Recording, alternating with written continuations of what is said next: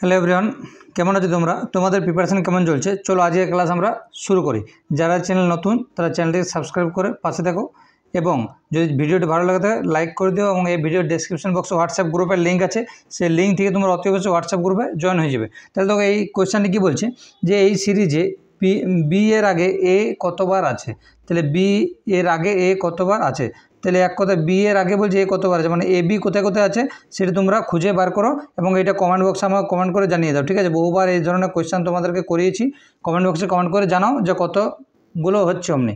চলো আচ্ছা, এইটা দেখো সবথেকে ভালো রিজনিং, একটা শর্ট করে পরীক্ষার হলে মাথায় আসবে না, সেই জন্য আমি নিয়ে এসেছি। দেখো এখানে 9, তারপর 4, তারপর 1, তারপর এখানে 6, এখানে 36, 16, 9, 13, 25, 81, 1 কিছু একটা।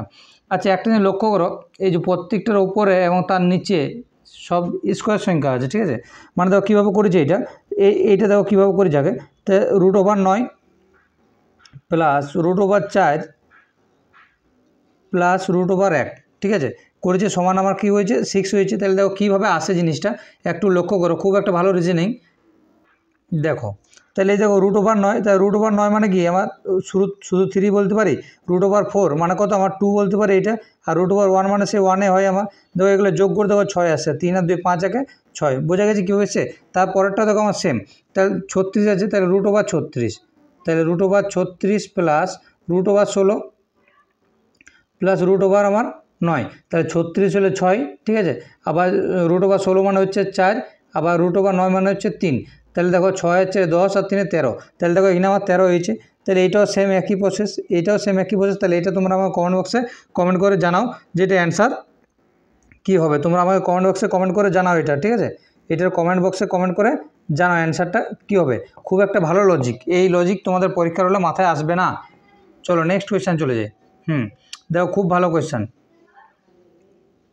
তাহলে দেখো এই যে 2 থেকে আমার কোথায় গেছে 7-এ গেছে, 2 থেকে 7 আমার কীভাবে গেছে, 2 থেকে 7 কীভাবে গেছে না 2 এর সাথে আমার 3 গুণ, ঠিক আছে, প্লাস 1, তাহলে দেখো 3 গুণ 6 1 7, 7 থেকে 22 কীভাবে যায় গুণিত 3 প্লাস 1, 3 সাথে 21 আর 22, তাহলে 22-এর সাথে সেম 3 গুণ করে 1 যোগ করেছে, তাহলে 22 3 66 আর 1 67, তাহলে এটাও সেম 3 গুণ করো প্লাস 1 করে দাও, ঠিক আছে, 3 গুণ করো প্লাস 1 করো, তাহলে দেখো 3 সাথে 21, 3 চৌক 18, 19 20, 201, ঠিক আছে, আর প্লাস 1, তাহলে 202 কোথায় আছে অপশান ডিতে আছে।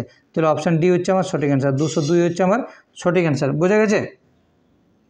চলো নেক্সট কোয়েশ্চেন। যদি ভিডিওটি ভালো লাগে থাকে একটু লাইক করে দিও ভাই সবাই, ঠিক আছে, সবাইকে এটা অনুরোধ। আচ্ছা দেখো একদম খুব একটা ভালো এই জিনিসটাতে কিন্তু দেখো সেম কোয়েশ্চেন একটু আগে তোমাদেরকে নিয়ে এসেছি, আগের ক্লাসও নিয়ে এসেছি, শুধু তোমরা লজিকটা বুঝো, খুব একটা কনসেপচুয়াল লজিক এটার লজিকটা বুঝে তোমরা আমাকে কমেন্ট বক্সে কমেন্ট করে জানাও অ্যান্সারটা, ঠিক আছে। এটাও সেম কমেন্ট বক্সে কমেন্ট করে জানাও অ্যান্সারটা, খুব একটা ভালো লজিক এসেছে এটাই। চলো নেক্সট কোয়েশ্চেন চলে যাই। দেখো কী বলছে। তাহলে দেখো এই যে এখানে 14, এখানে 12, এখানে 7, এখানে 3, মাঝে 36, তাহলে এটা দেখো 9 11 54 16, তাহলে এখানে বলছি কী পড়বে। তাহলে দেখো এটা কীভাবে হয়েছে জানো তো, এটা হয়েছে আমার এই যে সবগুলোকে আমার যোগ করে দিয়েছি 14 আর 12, ঠিক আছে, কত হয় 14 12 হচ্ছে 26, 26 আর 3 কত 29, 29 আর 7 যোগ করো কত হয় 36 হয়, বোঝা গেছে। এটাও সেম দেখো 9, ঠিক আছে, আর 11 20, 20 আর 16 যোগ করে দাও, ঠিক আছে 36, তাহলে 36 সাথে কত যোগ করলে আমার 54 হয়, 36 সাথে কত যোগ করলে 54 হয় না 18 যোগ করলে, ঠিক আছে। তাহলে আমার 18 কোথায় আছে দেখো অপশান সিতে আছে, তাহলে অপশান সি হচ্ছে আমার সঠিক অ্যান্সার, বুঝে গেছে। দেখো খুব একটা ভালো ডাইসের অঙ্ক, প্রত্যেকটা ক্লাসে তোমাদেরকে একটা করে ডাইসের অঙ্ক মানে রিজনিং দিয়েছি, আর সেম রিজনিং তোমরা পরীক্ষার হলে দেখতে পাবে। তাহলে আমার কী বলছিলাম, ডাইসের রিজনিং দেখতে পাওয়া মানে হচ্ছে দেখবে যে আমার কোনটা কমন আছে, সিঙ্গেল ডিজিটের কোনটা কমন আছে, মানে দুটো কমন থাকলে হবে না, একটা কোনটায় কমন আছে, ঠিক আছে। তাহলে বলছি 4-এর বিপরীতে আমার কী পড়বে, তাহলে যে কোনো একটা ধরে করো। তাহলে দেখো এইটা ধরে আমি করছি, এইটা আর এইটা ধরে করছি, ঠিক আছে। তাহলে এইটা দেখো প্রথমে 4 আগে লিখবো, এবারে ক্লকওয়াইজ ঘোরাও, 4-এর পরে 6, 6-এর পরে কত আছে 1, এটাও সেম দেখো 4 লিখো, ঠিক আছে। 4-এর পরে দেখো কী আছে ক্লকওয়াইজ 2, তারপর হচ্ছে 5। আমার কী বলেছে 4-এর বিপরীত কী আছে, তোমাদেরকে আগের ক্লাসে আমি কী শিখিয়েছিলাম যে যেটা আমার দেওয়া থাকবে না, ঠিক আছে, সেটা হচ্ছে আমার 4-এর বিপরীত। তাহলে দেখো এই যে এই রিজনিংটাতে আমার 3 দেওয়া নেই, তাহলে 4-এর বিপরীত কী আছে আমার 3 আছে, তাহলে দেখো অপশান এ হচ্ছে আমার সঠিক অ্যান্সার, বোঝা গেছে। চলো নেক্সট কোয়েশ্চেন চলে যাই। আচ্ছা এই কোয়েশ্চেনটা দেখো, তাহলে কীভাবে করে জানো এটা আমি বলে দিচ্ছি, দেখো কীভাবে এধার থেকে দেখো আগে। তাহলে আমার এটা কী করেছে 3-এর কিউব করেছে, ঠিক আছে, 3-এর কিউব, তাহলে 3-এর কিউব 27, 27 থেকে 3 বিয়োগ করেছে 24, ঠিক আছে। তাহলে এটি কী করেছে 4-এর কিউব, 4-এর কিউব -4, তাহলে 4-এর কিউব কত 64, 64 থেকে আমার 4 বিয়োগ করো, ঠিক আছে, কত হয় আমার 60 হয়। তাহলে এটা হচ্ছে আমার 5-এর কিউব, তাহলে 5-এর কিউব 125, 125 থেকে 5 বিয়োগ দাও, তাহলে 120, তাহলে আমার এখানে কত হবে 120 হবে। বোঝা গেছে? তাহলে অপশান বি হচ্ছে আমার সঠিক অ্যান্সার, অপশান বি হচ্ছে আমার সঠিক অ্যান্সার। তারপরে দেখো 6-এর কিউব করো, 6-এর কিউব থেকে আমার 6 বিয়োগ করে দাও, 210 আসছে। 7-এর কিউব করে দাও, 7-এর কিউব থেকে আমার 7 বিয়োগ করো, দেখো 336 এসছে। বোঝা গেছে কোয়েশ্চানটা? চলো নেক্সট কোয়েশ্চান। আচ্ছা দেখো, তাহলে এই ধরনের কোয়েশ্চান দেওয়া মাত্রই মানে দেখা মাত্রই কী করবে, আগে দেখে নেবে যে কটা আমার লেটার আছে। তাহলে গুণ 1 2 3 4 5 6 7 8 9 10 11 12, 12টা আছে। তাহলে 12কে কীভাবে ভাগ করা যায় আমার, ঠিক আছে, 12কে আমার 3 গুণিত 4 করা যায়, ঠিক আছে, আর একটা 6 গুণিত 2। তাহলে সবসময় চেষ্টা করবে ছোটোটা নেওয়ার, ঠিক আছে, মানে 3 4 এটা নেওয়ার। দেখো 6 গুণিত 2 6 গুণিত 2 সমান 12, কিন্তু ওইভাবে ধরবে না, ঠিক আছে, মিনিমাম আমার 3টা করে ধরার চেষ্টা করবে সবসময়, ঠিক আছে। তাহলে দেখো এখানে একটা 3টা, এখানে একটা 3টা, এখানে একটা 3টা, ওখানে একটা 3টা।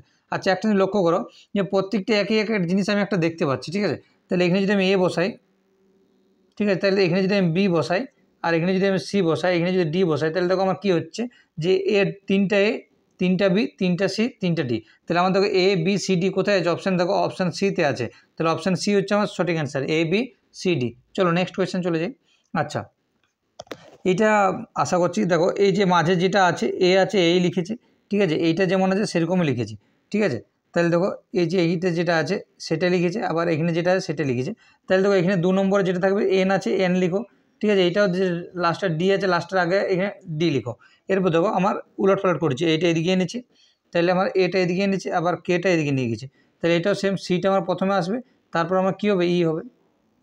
এরপর দেখো আইটা এদিকে নিয়ে এসছে, ঠিক আছে, আবার আইটাকে ওই পাশে নিয়ে গেছে। তাহলে দেখো ইটাকে এই পাশে নিয়ে চলে আসো, আবার সিটা ওটাকে ওই পাশে নিয়ে চলে যাও। তাহলে দেখো C N E DO, C N E DO কোথায় আছে, দেখো অপশান এতে আছে, C N E deo.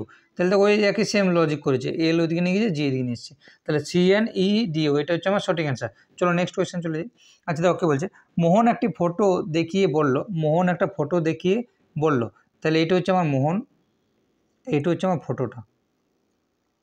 Photo দেখিয়ে বলল আমি এর বাবার ছেলে, বলছে আমি হচ্ছি এর বাবার ছেলে, এর বাবার ছেলে।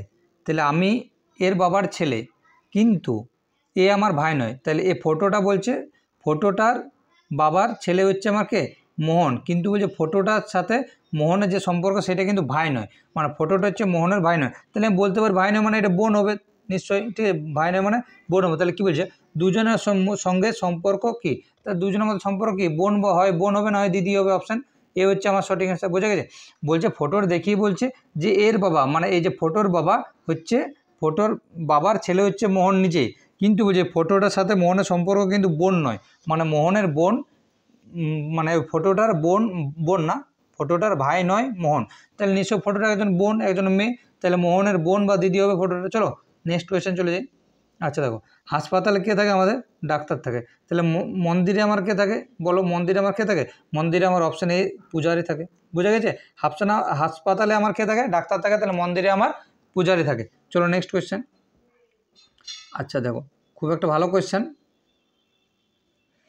দেখো সবার মানগুলো দেওয়া আছে, এটা আমার করার দরকার নেই। দেখো 5-এর এই যে দেওয়া আছে, এখানে এম এর মান দেওয়া আছে 5, ঠিক আছে, তারপরে আবার এল এর মান দেওয়া আছে, দেখো 2, এল এর মান 2 লেখো, ও এর মান দেখো কত লেখা আছে, ও এর মান 1 দেওয়া আছে, তাহলে ও এর মান 1।